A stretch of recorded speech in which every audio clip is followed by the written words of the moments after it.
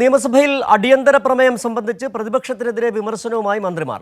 അടിയന്തര പ്രമേയത്തിൽ നിന്ന് പ്രതിപക്ഷം ഒളിച്ചോടിയെന്ന് മന്ത്രി പി രാജീവ്. അടിയന്തര പ്രമേയം അലങ്കോലമാക്കിയ ചരിത്രത്തിലെ ആദ്യ പ്രതിപക്ഷമാണിതെന്നും മന്ത്രി പി രാജീവ് കൂട്ടിച്ചേർത്തു. പ്രതിപക്ഷം ഭീരുക്കളെ പോലെ ഇറങ്ങിപ്പോയെന്ന് മന്ത്രി എം ബി രാജേഷ് പറഞ്ഞു. ചർച്ചയ്ക്കെടുത്താൽ പ്രതിപക്ഷ നേതാവിന് പറയാനുള്ളത് പറയാമായിരുന്നു. എന്നാൽ അതിന് പ്രതിപക്ഷം തയ്യാറായില്ല. പ്രതിപക്ഷത്തിന്റെ രാഷ്ട്രീയ പരാജയമെന്ന് മന്ത്രി കെ രാജനും ചൂണ്ടിക്കാട്ടി. വൈരുദ്ധ്യം എന്നല്ല, ഇത് ഭയത്തോടു കൂടി ഒളിച്ചോടി. തങ്ങൾ കൊണ്ടുവന്ന അടിയന്തര പ്രമേയം ചർച്ച ചെയ്യാതിരിക്കാൻ ബഹളമുണ്ടാക്കി സ്പീക്കറുടെ ഐസിലേക്ക് വലിഞ്ഞു കയറി ആ അന്തരീക്ഷം ആകെ അട്ടിമറിച്ച ആദ്യത്തെ അനുഭവമാണ്. പക്ഷെ ഇവിടെയും ഒരു തീരുമാനം വന്നു. ആ തീരുമാനം എന്താ? പ്രതിപക്ഷത്തിൻ്റെ ഈ അടിയന്തര പ്രമേയം ചർച്ച ചെയ്യാൻ പാടില്ല. ചർച്ച ചെയ്താൽ തങ്ങൾക്കും മാധ്യമങ്ങൾ വഴി കെട്ടിപ്പൊക്കിയ നുണക്കൊട്ടാരം തകർന്ന് തരിപ്പണമാകും.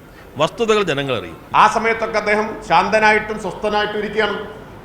മുഖ്യമന്ത്രി ഇത് ചർച്ചയ്ക്കെടുക്കാമെന്ന് പറഞ്ഞതോടുകൂടി പ്രതിപക്ഷത്തിൻ്റെ ആത്മവിശ്വാസം മുഴുവൻ ചോർന്ന് പരിഭ്രാന്തിയിലായി. അപ്പോഴാണ് ഈ ഉപായവുമായി, എങ്ങനെയും ചർച്ചയിൽ നിന്ന് രക്ഷപ്പെടണം എന്ന ഉപായവുമായി പ്രതിപക്ഷ നേതാവ് എഴുന്നേറ്റത്. ഇനി പ്രതിപക്ഷ നേതാവിന് കൂടുതൽ എന്തെങ്കിലും കാര്യങ്ങൾ പറയാനുണ്ടോ? പ്രതിപക്ഷാംഗങ്ങൾക്ക് അവസരമുണ്ടല്ലോ ചർച്ചയിൽ. പ്രതിപക്ഷ നേതാവിന് അവസരമുണ്ടല്ലോ, അവിടെ പറയാമായിരുന്നല്ലോ. അപ്പോൾ ബോധപൂർവം പ്രകോപനം സൃഷ്ടിക്കാനാണ് ശ്രമിച്ചത്. അതിനാണ് മുഖ്യമന്ത്രിയെ വ്യക്തിപരമായിട്ട് അധിക്ഷേപിച്ചത്. സ്പീക്കറെ വീണ്ടും അധിക്ഷേപിച്ചു. ആദ്യത്തെ അധിക്ഷേപം അപ്പോഴത്തെ സാഹചര്യത്തിലാണെന്ന് വെക്കാം. രണ്ടാമത് വന്നിട്ട് വീണ്ടും അധിക്ഷേപിച്ചത് എന്തിനാണ്? എങ്ങനെയും പ്രകോപനം സൃഷ്ടിക്കാൻ വേണ്ടിയിട്ടാണ്. നിങ്ങൾ എന്ന് കൈ ചൂണ്ടി സ്പീക്കറെ വിളിക്കുന്നത് ഇന്ന് വരെ കേരള നിയമസഭാ ചരിത്രത്തിൽ നമ്മൾ കേട്ടിട്ടുണ്ടോ? നിയമസഭയിൽ പലതും ഉണ്ടായിട്ടുണ്ട്.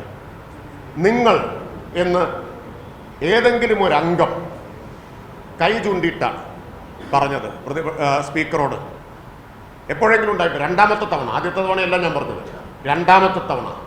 അങ്ങ് എന്നതല്ലേ പാർലമെന്ററി മര്യാദ, അഭിസംബോധനയുടേത്?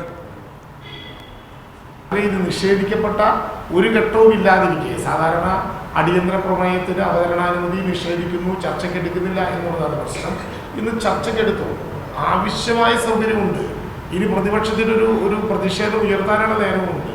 ഞാൻ അതൊന്നും കണക്കാക്കാതെ വളരെ ബോധപൂർവം ഈ പ്രശ്നങ്ങളിൽ നിന്ന് രക്ഷപ്പെടാനും ഇത് ചർച്ച ചെയ്താൽ പറയാൻ ബാക്കിയുള്ളതെല്ലാം ഭരണപക്ഷം പറയും എന്ന പേടി കൊണ്ടും തന്നെ പ്രതിപക്ഷം ഇത് ബഹിഷ്കരിക്കുന്നു. ഇത് കേവലം ഒരു നിയമസഭാ ബഹിഷ്കരണമല്ല, കേരളത്തിൻ്റെ ജനാധിപത്യത്തിനോടുള്ള കടുത്ത വെല്ലുവിളിയാണ്.